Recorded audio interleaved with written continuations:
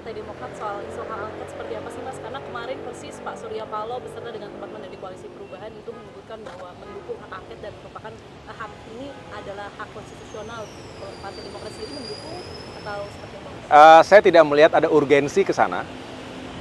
Bukan hanya karena Demokrat saat ini adalah bagian dari pemerintahan, tetapi juga saya melihat bahwa walaupun sekali kita menghormati, penghitungan masih berlangsung ya, bagaimanapun kita menunggu secara formal dan resmi oleh KPU, tetapi bisa dilihat secara rasional juga hasil penghitungan sementara terkait dengan Pilpres ini sudah menempatkan pasangan 02, Prabowo Gibran sebagai kandidat yang unggul dan jauh, unggulnya marginnya besar.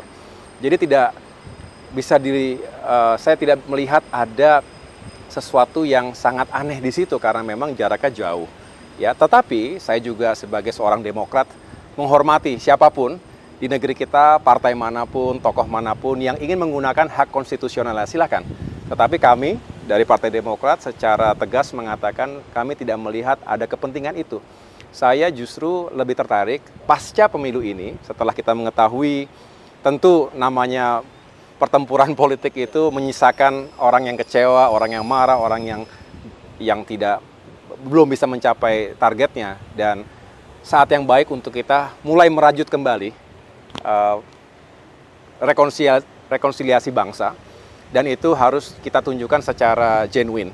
Mengapa? Karena kita ingin Indonesia tidak terlalu lama terjebak pasca pemilu ini dalam urusan-urusan yang juga tidak produktif bagi pembangunan bangsa. Kita berharap 8 bulan ini menjadi masa yang penting.